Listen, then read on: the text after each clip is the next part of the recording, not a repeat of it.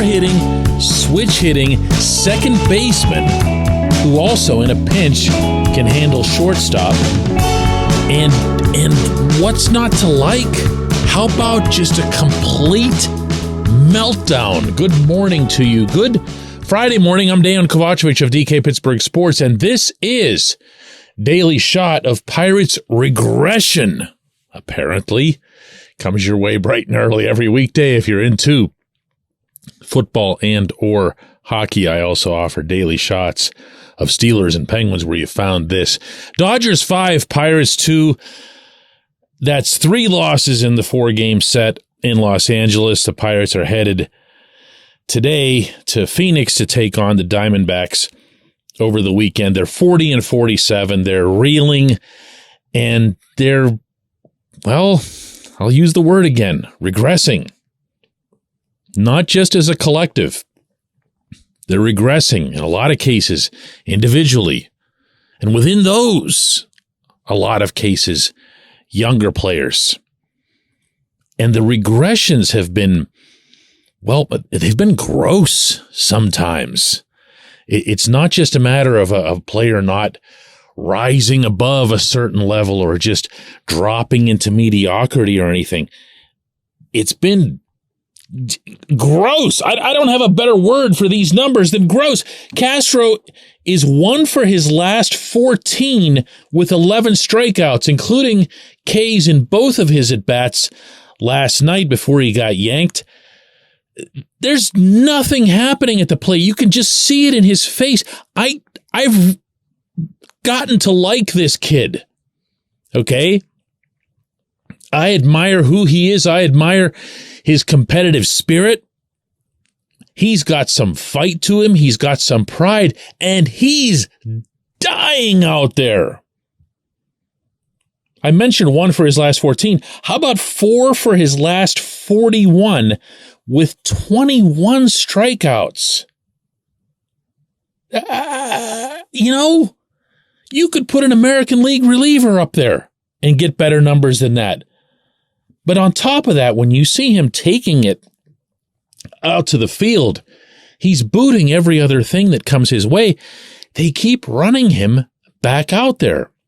Listen, earlier in the day, yesterday, Roansy Contreras was optioned back to Indianapolis. That was the right move. I've been gently pushing for that for a while here. You could just see that something was literally wrong. Kid used to have a fastball that was 98, 99. It was just sitting there. And now it's at 92, 93, and he's not hurt? Something's literally wrong. This, the big leagues, isn't the place to work on it. He needed to go down. Castro needs to go down. And in fact, I wouldn't be surprised to see Castro go down as soon as today. Ji-Man Choi has been hitting very well, certainly for a lot of power in Indianapolis as he's completing his long recovery from an Achilles injury. He could be up any day.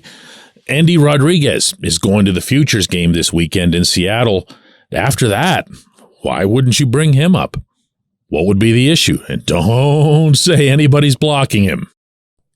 So who do you send down? You got some easy pickings across the group. You got your Jared Triolos and so forth.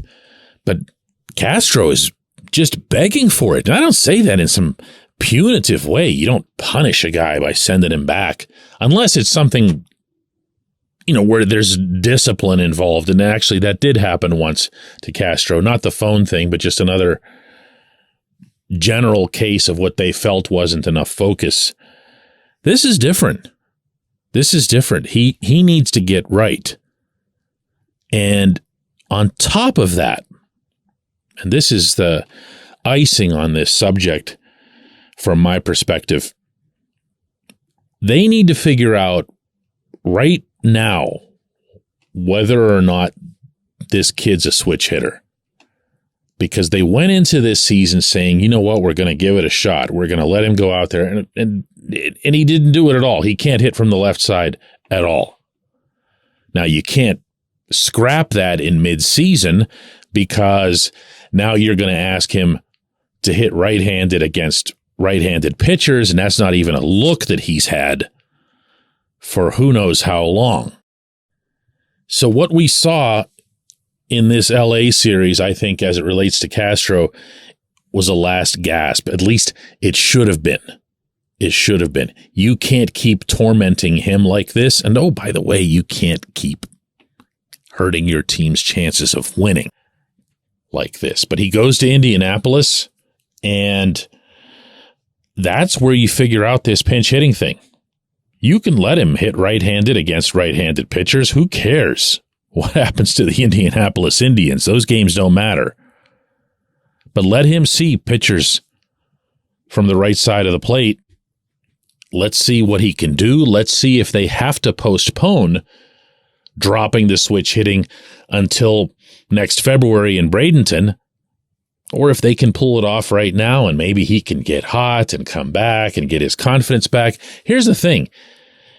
For the season, he's a .226 hitter with a .672 OPS. For his career, he's a .226 hitter with a .695 OPS. If you go back to just this past April, when everybody was murdering the ball, he was hitting .286 and he was showing that pop and he was doing it to all fields. He just wasn't doing it from the left side of the plate, but he was showing the stuff that you did expect from him. Nothing of the kind since then. Which one's real? The bigger sample size always speaks the loudest. When we come back, J1Q. This portion of Daily Shot of Pirates is brought to you by our friends at North Shore Tavern, that's directly across Federal Street from PNC Park. It's home of Steak on a Stone, an eating experience, underscoring the word experience. The steak is brought to you partially cooked on an 800-degree stone, and you do the rest. It's a ton of fun, it's a great meal, and it's a baseball atmosphere like no other in Pittsburgh. North Shore Tavern, right across Federal Street from PNC Park. Your front door, your car, your bike, your computer, your gun. Safety is a habit. Every day you lock and secure your home and everything you want to keep safe. Gun safety and responsible storage are no different, and the best way to help prevent accidents, misuse, and theft. If you have a firearm, own it, respect it, and secure it. Visit ProjectChildSafe.org. Brought to you by the National Shooting Sports Foundation and the Bureau of Justice Assistance.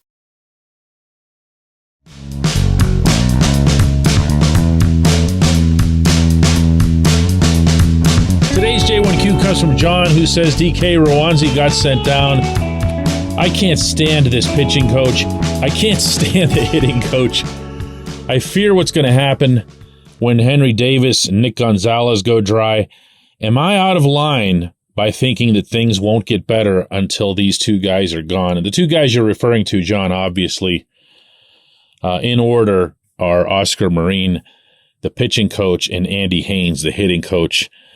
I'm going to let Haynes slide on this answer because I've certainly given him enough grief, and turn attention instead to Marin and the struggles of the young pitchers. Now, I know well enough that whenever I use the two words Bob and nutting consecutively in a sentence, I'm going to lose almost all of my audience, no matter what follows. But when Bob Nutting hired this front office, the number one charge that he put forth to Ben Cherington and everyone he'd hire under him was that he wanted to see young players get better in Pittsburgh and not elsewhere. And his primary reference in that, and I know this because I was the one he said it to, was the pitching. He was really, really, really put off by seeing Garrett Cole and other pitchers instantly become better. Not like a lot later, instantly become better. Because someone else, somewhere else, was able to look at these pitchers, do their homework, do the film work, do the interviewing, whatever was going to be required, and see what was wrong, and then address it. Now, when you're talking about Contreras, this is some pretty scary territory if you're a pitching coach, and I am not hyperbolizing on you here. I don't even think that's a word, but it's Friday. We can get away with that, right? If you're a pitcher who was sitting on 98 and 99 all through the minors, and you get to Pittsburgh and you're still throwing 98 and 99, and your slider is coming in at 88, even 89. And now, a couple nights ago in Los Angeles, Contreras' fastball was getting up there at 92, max 93. The slider was no more effective because even though we don't generally talk about velocity on sliders, they sure do benefit when they've got them. And his slider is down to an 83 on a regular basis. That's not anything for a slider. So what ends up happening in that situation? Rowanzi walks the first two guys because he's being careful with everyone because he's got no stuff and he knows it. So Marine goes to the mound. Marine puts his hand over his mouth, and you can tell he's getting real animated and spirited, and that's what pitching coaches do whenever they're just telling the pitcher, throw strikes, believe in yourself. And Rowanzi's probably inside going, all right, he wanted strikes. Here they come. And there they went. Boom, boom, boom. When you have lost your fastball and there's not an injury issue, and my friends, if you believe me on anything at all that I ever tell you related to this baseball club, believe me that Rowanzi is not hurt. Not even a tiny bit. He is 100% healthy according to everybody, including Rowanzi. So what's wrong? The prevailing thinking, although they don't want to talk about this out loud, is that he's not doing something right in coming off the mound and he's lost some speed through his delivery. And you know what that is? That's mechanics. You know who's responsible for that? The pitching coach and all of his biometrics people and all of the machinery that they have in place and all of the analytics. And this one special place that they took him to while the team was up in Seattle, I was covering them up there, and they took him off to this pitching institute that has a machine that they don't have, and the machine couldn't tell what was wrong. This is when the pitching coach has to earn his pay. I could get into Luis Ortiz going back. I could get into Johan Oviedo getting rocked in the first inning of every single start that he's got, including again last night. But this pitching coach is going to be anchored to Rowanzi Contreras, and rightfully so.